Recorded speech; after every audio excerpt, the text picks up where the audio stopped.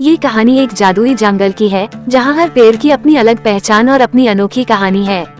इस जंगल में 5 प्रमुख पेड़ थे: बरगद, आम, पीपल, नीम और गुलमोहर। हर पेड़ अपने आप में खास था और उनके बीच के रिश्तों में कई अनोखी घटनाएं घटती थीं। पहला पेड़ बरगद। बरगद सबसे पुराना और बुद्धिमान पेड़ था। वह जंगल का रक्षक था और हर समस्या का समाधान करता था। उसका जड़ें बहुत गहरी थीं और सभी पेड़ उसकी सलाह पर विश्वास करते थे। दूसरा पेड़ आम। आम का पेड़ सबसे लोकप्रिय था क्योंकि उसकी मीठी मीठी आम की महक जंगल में हर ओर फैल जाती थी।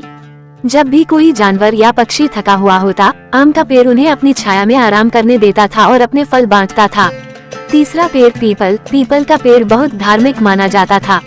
उसकी पत्तियां हमेशा हिलती रहती थीं, जैसे कि वह हर किसी की बात सुन रहा हो। लोग अक्सर उसकी छांव में ध्यान करते थे और पीपल को शांति और धैर्य का प्रतीक माना जाता था। चौथा पेड़ नीम। नीम का पेड़ जंगल के डॉक्टर की तरह था। उसके पास हर बीमारी का इलाज था। जब भी कोई जानवर बीमार पड़ता, वह नीम की छाल या पत्तियों का उपयोग करके ठीक हो जाता था। नीम का पेड़ कड़वा था, लेकिन उसका दिल बहुत प्यारा और मददगार था। पांचवा पेड़ गुलमोहर। गुलमोहर का पेड़ सबसे रंगीन और खूबसूरत था। उसकी लाल और नारंगी फूलों की छटा हर किसी का दिल मोह लेती थी। जब भी वसंत का मौसम आता, गुलमोहर का पेड़ पूरा जंगल एक जश्न की तरह सजाता। कहानी की शुरुआत। एक दिन जंगल में एक बड़ा तूफान आया। पेड़ एक दूसरे से अलग हो गए और सभी डर गए। तूफान के बाद जंगल में एक नई समस्या आई: पानी की कमी। सभी पेड़ चिंतित थे कि अगर पानी नहीं मिला तो वे जीवित नहीं रह पाएंगे। बरगद की सलाह। सबसे पहले सभी पेड़ बरगद के पास मदद मांगने आए। बरगद ने कहा, हमें एक दूसरे की मदद करनी होगी और अपनी जड़ों को जोड़कर एक नया उपाय सोचना होगा। आम की पहल। आम का पेड़ सबसे पहले अपने पास के छोटे छोटे पेड़ों को अपने फलों के जरिए ताकत देने लगा ताकि वे सूखे से लड़ सकें। नीम की मदद। नीम ने अपने औषधीय गुणों से पेड़ों को मजबूत किया ताकि वे इस कठिन समय का सामना कर सकें। उसने कहा, हमारा ये कड़वा समय भी खत्म हो जाएगा, बस धैर्य रखो। पीपल का धैर्य। पीपल ने सभी को ध्यान और शांति का महत्व बताया। उसने सभी को अपनी पत्तियों की छांव में आने का निमंत्रण दिया और कहा, हम जितना शांत रहेंगे उतनी ही जल्दी समाधान मिलेगा। गुलमोहर की प्रेरणा। गुलमोहर ने अपने रंग बिरंगे फूलों से जंगल में एक नया उत्साह भर दिया। उसने कहा, चाहे कितनी भी मुसीबत हो, हमें अपने रंग और खुशियों को नहीं भूलना चाहिए। समाधान। एक दिन बरगद ने अपनी गहरी जड़ों से एक पुराना जल स्रोत ढूंढ निकाला। उसने अपने साथ बाकी पेड़ों की जड़ों को जोड़ा और उस जल स्रोत से पानी खींचने लगा। धीरे धीरे सभी पेड़ फिर से हरे भरे हो गए।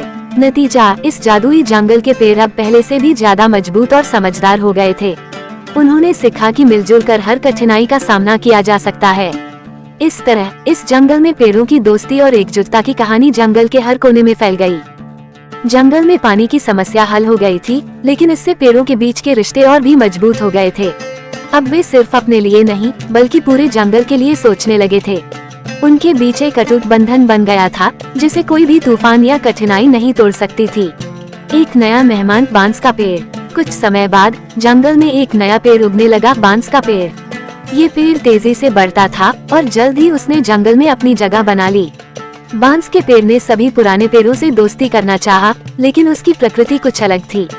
वह सीधा और ऊंचा बढ़ता था और उसे लगता था कि वह दूसरों से अलग है। बांस की समस्या। बांस का पेड़ अपने तेजी से बढ़ने पर गर्व महसूस करता था, लेकिन एक दिन तेज आंधी आई और वह हवा में झुकने लगा। उसे डर लगने लगा कि कहीं वह टूट न जाए। उसने अपने चारों ओर देखा तो पाया कि बरगद, पीपल और बाकी पेड़ मजबूती से खड़े थे। बांस को समझ नहीं आया कि बाकी पेड़ कैसे इतनी मुश्किल में भी स्थिर हैं। फिर से बरगद की बुद्धि मानी। बांस ने बरगद से मदद मांगी। उसने कहा, तुम्हारी जड़ें इतनी मजबूत हैं, तुम हवा के झोंकों में भी हिलते नहीं। मुझे भी बताओ कि मैं कैसे इतना मजबूत बन सकता हूँ। बरगद मुस्कुराया और बोला, मुझे हवा का सामना करना आता है क्योंकि मेरी जड़ें गहरी हैं। तुम भी अपने चारों ओर के पेड़ों से जुड़ जाओ, अपनी जड़ों को फैलाओ और सहयोग करो। अकेले ऊंचा बढ़ने से तुम मजबूत नहीं बनोगे। नीम की सलाह। नीम ने भी बांस को समझाया, तुम्हारी कड़वाहट तुम्हारे अंदर की ताकत है। अपने कड़वे अनुभवों से सीखो और दूसरों से सलाह लेकर अपनी कमजोरी को दूर करो। जब तुम दूसरों की मदद करोगे तभी तुम्हें मदद मिलेगी। पीपल की सीख। पीपल ने कहा, धैर्य रखो और शांत रहो। जितनी तेजी से तुम बढ़ रहे हो, उतना ही मुश्किल होगा तुम्हें स्थिर रहना। जैसे जैसे समय बीतेगा तुम्हें अपनी जड़ों को फैलाने का मौका मिलेगा और तुम मजबूत हो जाओगे। गुलमोहर का संदेश। गुलमोहर ने बांस को प्रेरित करते हुए कहा, तुम्हारे ऊंचे कद के बावजूद तुम्हारे पास भी एक अनोखी खूबसूरती है, लेकिन सच्ची ताकत और खूबसूरती वही होती है जो दूसरों के साथ मिलकर काम करे। बांस की समझ। बांस ने बाकी पेड़ों की सलाह मानी और अपनी जड़ों को फैलाने लगा। उसने अपनी जड़ें बरगद, नीम, पीपल और गुलमोहर से जोड़ दी। अब वो न सिर्फ हवा का सामना कर सकता था, बल्कि उसकी मजबूती में भी बढ़ोतरी हो गई थी। अब वो पहले से भी ज्यादा ऊंचा और मजबूत हो गया था, लेकिन इस बार वो अपनी ऊंचाई पर अकेला नहीं था। उसके नीचे की जड़ें पूरे जंगल से जुड़ी हुई थीं। अंतिम संदेश। इस कहानी का अंत इस संदेश के साथ होता है कि चाहे हम कितने भी अलग क्यों न हो, असली ताकत एकजुटता में है। बांस का पेड़ सीख गया कि ऊंचाई और तेजी से बढ़ना ही सब कुछ नहीं होता, बल्कि दूसरों के साथ जुड़कर बढ़ना ही सच्ची सफलता है। इस तरह उस जादुई जंगल में सभी पेड़ खुशी खुशी एक दूसरे के साथ मिलकर रहते थे और उनके बीच कोई भी परेशानी आती तो वे उसे मिलकर हल कर लेते थे। जादुई जंगल में पेड़ों की एकता और उनके द्वारा मिलकर समस्याओं का सामना करना अब जंगल की पहचान बन चुकी थी। लेकिन इस जंगल में कई और पेड़ थे जिनकी भी अपनी अनोखी कहानियाँ थीं।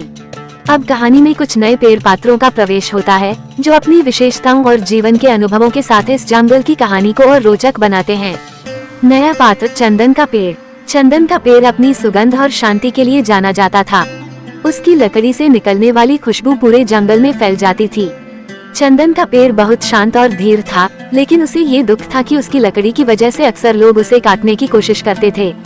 चंदन की मुश्किलें। चंदन के पास हर समय लकड़हारे आते और उसे काटने की कोशिश करते। चंदन ने जंगल के बाकी पेड़ों से मदद मांगी। उसने कहा, मैं अपनी सुगंध की वजह से हमेशा खतरे में रहता हूँ, मेरी रक्षा कौन करेगा? बरगद की सहायता। बरगद ने कहा, तुम्हारी सुगंध तुम्हारी ताकत है, लेकिन इसे बचाना तुम्हारी जिम्मेदारी है।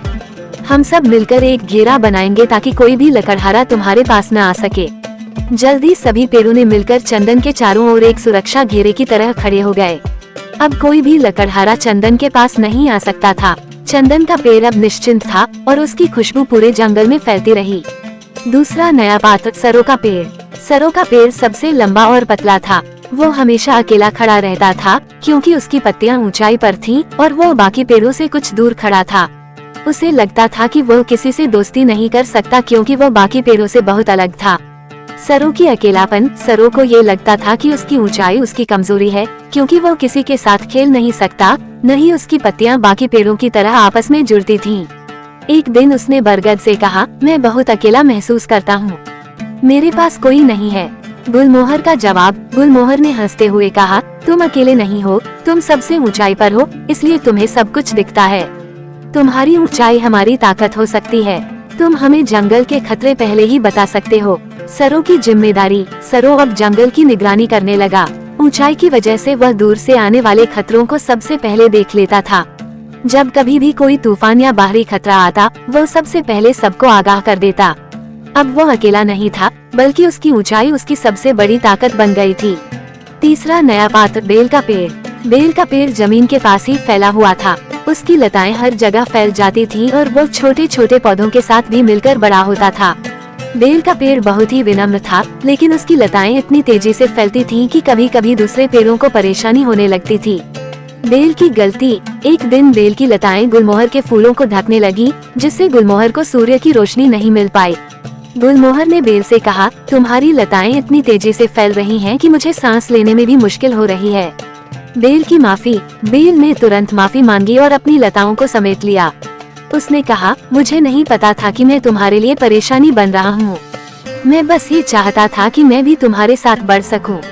बरगद की सलाह। बरगद ने कहा, तुम्हारी फैलने की आदत बुरी नहीं है, लेकिन तुम्हें ध्यान रखना होगा कि तुम्हारी लताएं दूसरों के लिए जगह छोड़ें। जैसे तुम जमीन पर फैलते हो, वैसे ही ऊपर की ओर बढ़ना भी सीखो। बेल ने ये सीख ली और अब उसने अपनी लताओं को नियंत्रित करके फैलाना शुरू किया। अब वो हर पेड़ को मदद करता। उसकी लताएं पेड़ों को जोड़ने और उन्हें सहारा देने का काम करती थीं। कहानी का नया मोड़। जंगल की चुनौती। जंगल के पेड़ों के बीच एकता और सहयोग से हर समस्या हल हो रही थी, लेकिन अब एक और बड़ी चुनौती सामने आई। जंगल के पास के गांव में एक बड़ी फैक्ट्री बनने वाली थी, जिसके कारण जंगल को काटा जा सकता था। सभी पेड़ डर गए क्योंकि अगर फैक्ट्री बनी तो उनका जीवन खतरे में पड़ सकता था। बरगद का विचार। बरगद ने सभी पेड़ों को इकट्ठा किया और कहा, हमें अपने जंगल को बचाने के लिए कुछ करना होगा। हमें इंसानों को दिखाना होगा कि हमारा जीवन भी महत्वपूर्ण है। अगर हम सब मिलकर एक योजना बनाएं, तो हम अपने जंगल को बचा सकते हैं। सरों की सहायता। सरों ने अपनी ऊंचाई का उपयोग करते हुए दूर गांव में एक सभा की जानकारी दी। गांव के लोग जंगल के महत्व पर चर्चा कर रहे थे। ये सुनकर बरगद ने सोचा कि इंसानों से बात की जा सकती है।